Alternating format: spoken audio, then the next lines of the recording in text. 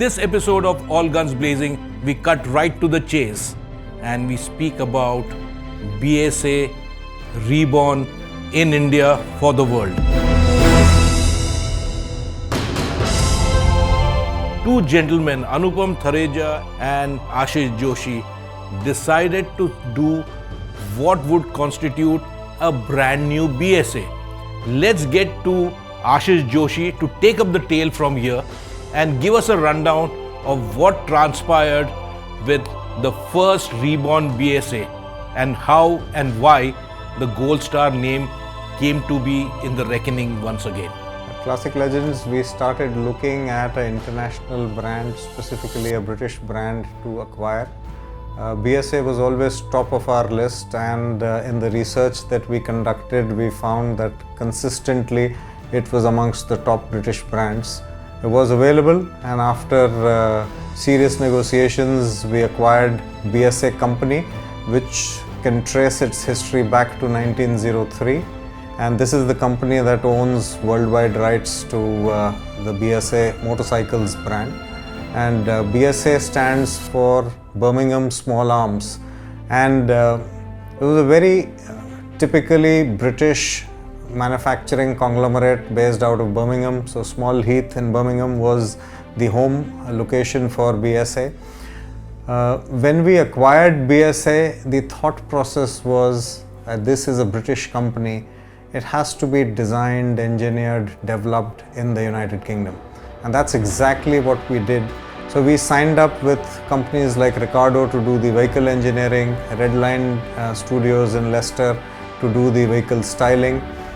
We also tied up with Technical University of Graz for the engine development side of things.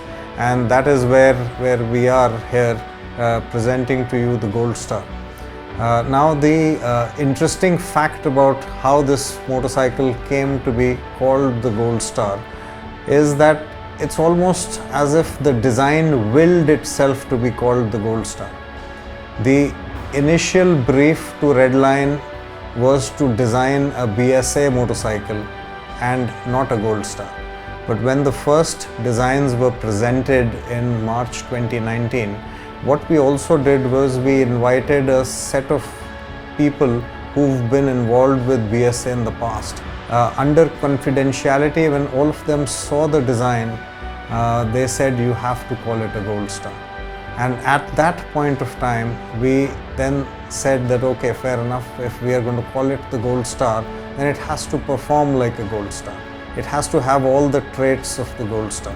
So the single cylinder engine that you see is essentially because the Gold Stars of the past were 500 singles. Now to mirror performance from the 500 singles, we have a 650 single today. So that's the essence of how this motorcycle got to being called a Gold Star. And essentially after that we decided that look, if it's a Gold Star, it has to be a ton-up motorcycle, which means that it should be capable of doing 100 miles an hour or more than that. And that's exactly where we've arrived.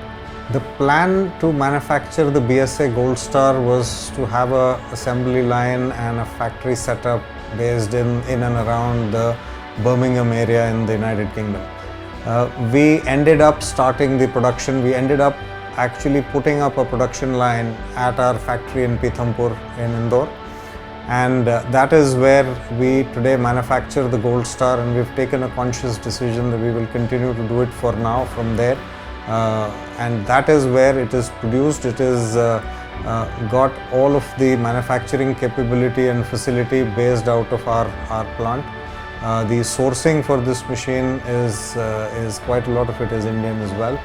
There are a few high value items like tires and brakes, which are of course the tires are Pirelli, the brakes are Brembo. There's a few other high value items in there because it is actually a European or a British motorcycle.